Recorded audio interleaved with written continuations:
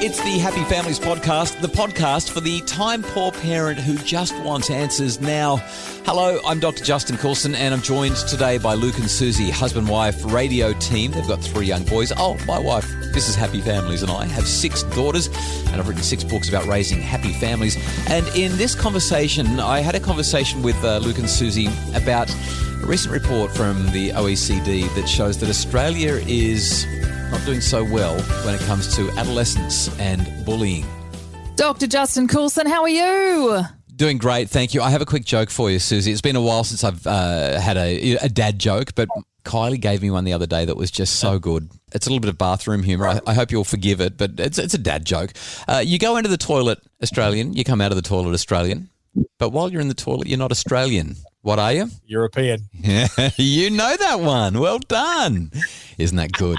All right, so tell us, you've been doing some work in this area, particularly recently, Dr. Justin Coulson. Where is Australia in a statistic we just don't want to be? Yeah, bullying. The OECD has just released a report showing that Australia is number 2, just behind the Brits. When it comes to bullying, 1 in 3 Australian teenagers now indicates that they've been bullied recently. And obviously this is the kind of news that we don't really want to hear. When you say recently, does that mean the statistic for those teenagers who are bullied in their teenage years is probably higher than that? It's kind of hard to know. What we know is that on average, Australian teenagers report being bullied. About 1 in 4 usually reports that they've been bullied. And it depends. Some studies will be like the last week, some will say the last month, some will say the last year. This research shows that it's 1 in 3 in more recent times. And I think somewhere around 25 to 33%, let's say 30% on average, in the last month or thereabouts would report having experienced bullying. We don't know how many people overall because we just can't get that data, but there's a pretty high percentage of kids that are having a rough time socially. I'm going to break a rule of broadcast here, Justin, and ask you a question that I don't know if you have the answer to. And that is the countries that are doing really well in this, is there research on what they're doing that is proving successful? You break the rule every time we talk, so I'm okay with that. I don't know if, there's a handful of things that are probably going on in countries where bullying rates are lower that don't happen in countries where bullying rates are higher. We live in a society, and the countries that are scoring highest on bullying generally, where we have a really individualistic approach to life. And we live in these countries that we call meritocracies. That is, the harder you work, the further you can go. Therefore, if you haven't gone very far, you mustn't be working very hard. Now, we can obviously see flaws in those 2 approaches and those ideas, and yet what we kind of have created is a dog-eat-dog world. I don't think that I don't want to blame social media entirely, but I think over the last decade or so, the way social media has polarized and created fences and barriers and distinguish people based on their political beliefs, for example, or whatever beliefs it might be. I don't think that's helped. I think that's only enhanced this fractured individualistic approach. But it seems that the countries that do worst are the ones who are the most individualistic, and also the ones who are very much about, just get to the top, make sure that you win. There's a real competitive slant to the way their societies work. And, when you look at the people who are most likely to bully, it's not the kids that are down on their luck. It's not the kids that don't have too much going for them. It's usually the kids who are at the top of the hierarchy, the kids who aren't afraid of ruffling a few feathers to maintain their power. There's that level of Machiavellianism. They've got the skills to be at the top and to put other people in their place. The kids that get bullied the most are the ones who are different, whether they're a different race, different religion, different culture. Maybe they show up at school and their lunch looks different or smells different to everyone else's. Maybe they're the kid who is carrying a couple of kilos more than the average student in their grade, or maybe they're the skinny kid, or perhaps they've got a lisp, or maybe they don't learn so well. All you've got to do is be different, and the kids that have got the power will make sure that you know that you're different and everyone else does too. Which is interesting because in adulthood, when you get into a certain sphere, you suddenly realise that anything you have that sets you apart is an asset. Whereas, in these teenage years, anything that might set you apart puts you out on the It's edge. used to tear you down. Yeah, it's used to tear you down. It's hard to. I like the faith that you have in humanity that we learn those lessons as adults. I was going to say the same thing. I know plenty of adults who are like, yeah, maybe not. Maybe In I just have theory. really nice friends. Yeah. Well, and I think this is such an interesting thing because I feel like we're very woke about the concept of bullying. Yeah, Justin. it's talked about a lot. So I feel like we address it regularly and it's a part of our language and everything is about anti-bullying. So if we put so much effort into counteracting this, then why is it still so prominent? Why are we still some of the worst at it? Let me get really deep for a second. My sense is that it's because of our hearts.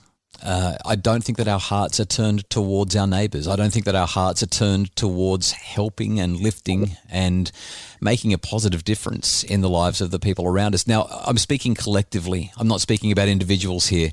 You can look at our politics. Our political leaders across the globe, but particularly in these Western countries, have become more divisive than ever. They're not interested in collaboration and working together for mutual good. They're interested in power and winning.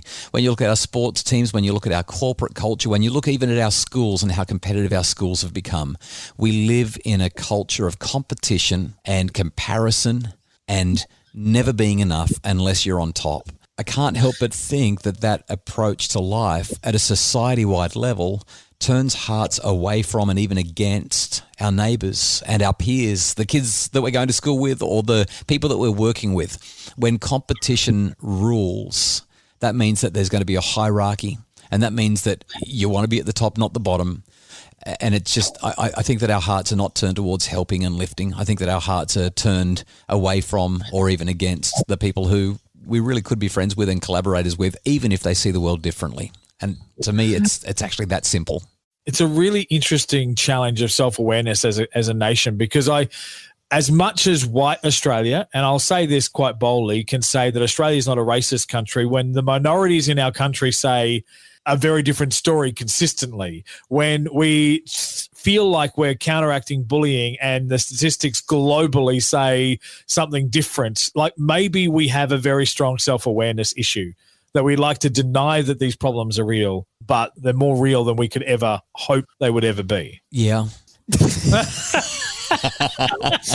Let me come in with a thought here, Justin. Taking in what you've said there about how, you know, one of the things sitting at the core of our bullying culture is this individualistic society that we do have now. Does that mean that as parents, when we're looking at how do we help our children not become the bully, that sitting down having a conversation with them about not bullying is not going to be nearly as effective as taking them with us to help our friends move or to volunteer at the local whatever, is actually that action of having them see us and participate in helping people in our society actually the better step to teaching them to not bully? Yeah, I couldn't have said it better myself. You know, when was the last time, and I'm not asking you two directly, just as a general consideration, when was the last time we had somebody from a different culture in our own home, maybe for a meal or for a barbecue? When was the last time that some people in your street were, I don't know, moving in or moving out, and you went and knocked on the door and dropped off a meal?